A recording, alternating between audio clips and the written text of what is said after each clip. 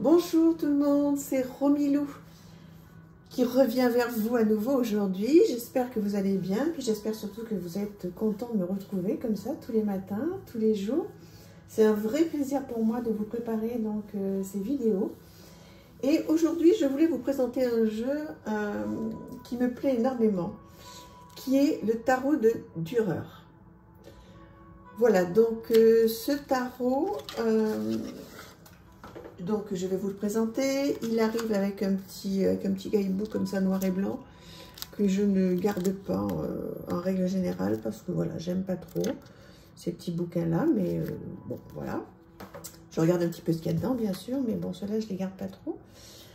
Alors donc ce jeu, il a un dos donc qui est plutôt très joli en fait quand on le regarde comme ça. Voilà, qui est donc dans les tons de vert.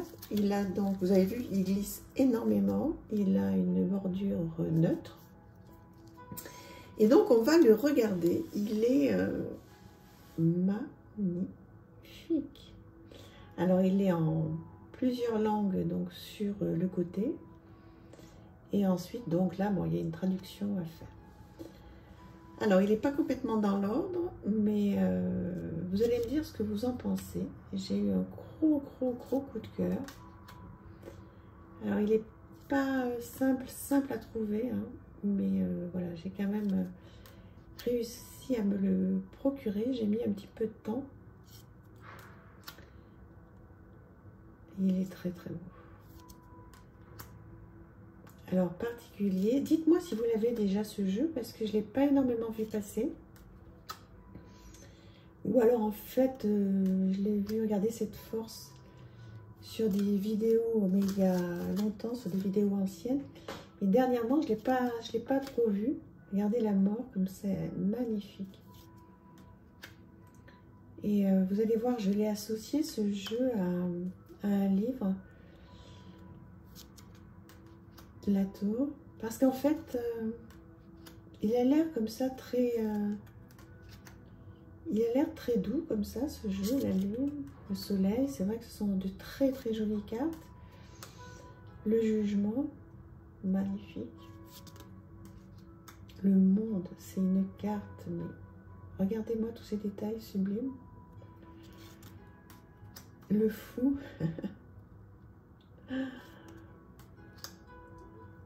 Donc là, vous avez l'as de coupe. Oui, donc je disais, je trouve que les illustrations sont effectivement peuvent paraître douces. Hein, vous allez me dire ce que vous en pensez. Mais je sais pas pourquoi, c'est quand même incroyable. Ça me renvoie, moi, ce jeu, mais pas forcément qu'à de... Je ne trouve pas si facile que ça, en fait. Pas à tirer, hein, parce qu'à tirer, bon, il est relativement simple. Hein, il suit le Rider-Waite, il n'y a aucun souci. Mais, je ne sais pas, j'ai eu, comment dire, un ressenti que ce jeu était un petit peu dur par moment. Ou alors, c'est les tirages, peut-être, que j'ai faits qui n'ont pas été très faciles pour moi. Comme quoi, des fois, on peut avoir des jeux qui paraissent doux. C'est magnifique. Hein. Oh, ce 5 de denier, là. Pouf. Oui, je disais qu'on peut avoir des jeux comme ça, avec des illustrations qui peuvent paraître douces, calmes, etc. Et qui peuvent en fait faire des tirages, des fois, un peu compliqués. Alors, c'est pas forcément la faute des cartes, hein, pas du tout. Si on regarde la question que j'ai posée et puis de ce que je vis, hein, en tous les cas de ce que je vivais au moment où je me suis fait le tirage avec ces cartes. Et donc voilà, donc j'ai eu un retour un petit peu complexe en fait sur quelque chose que j'avais à traiter. Et ça m'a fait penser que heureusement que je suis dans la résilience. C'est pour ça que ça va faire un bon lien avec le livre que je vais vous présenter après. Parce que vous savez que tous, hein, que la résilience, ça nous sauve. Hein. Et c'est vrai qu'on n'a pas forcément accès à la résilience de manière innée. Hein. D'abord, pour avoir accès à la résilience, il faut avoir vécu des choses très complexes et très compliquées. Donc, tant mieux à la limite, hein, si ça n'a pas été le cas.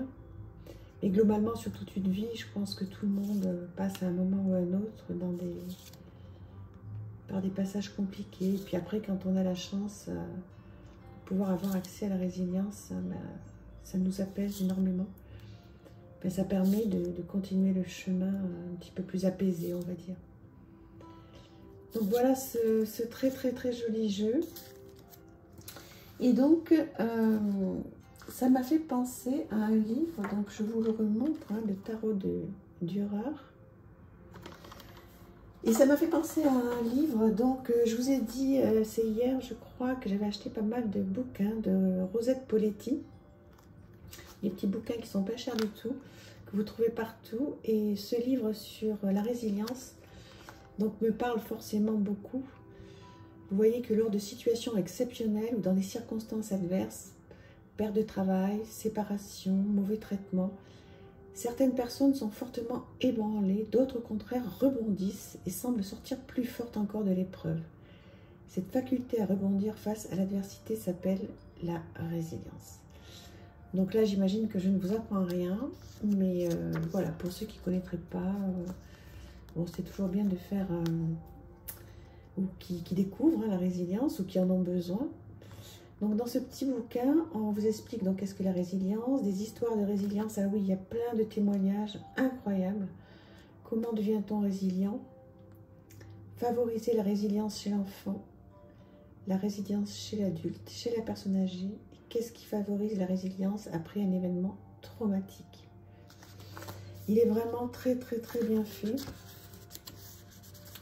Donc voilà, avec bien sûr un petit mot de Boris Cyrulnik, hein, qui est, on va dire, le patron de la résilience.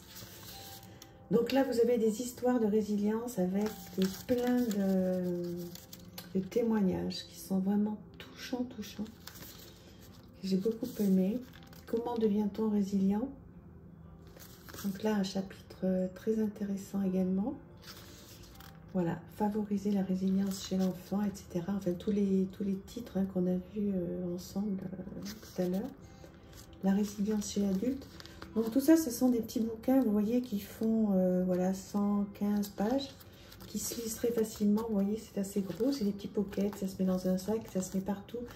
Si vous prenez les transports, même le soir, vous lisez une page ou deux. C'est très simple, c'est pas cher. Ça peut vous donner des petites idées déjà de cadeaux hein, pour les fêtes qui vont arriver d'ici quelques mois. 6 € ces petits livres, il y a toute une collection, il y en a plein plein. Voilà, donc ben, ce jeu, voilà, je sais pas, c'est comme ça, il m'a fait penser à ce bouquin. Je vous dis, au regard d'un tirage que j'ai fait pour moi. Et voilà, un tirage qui... Vous savez, quand on tire les cartes, on n'a pas toujours que des bonnes cartes. Et c'est pas toujours forcément ce que l'on souhaite entendre.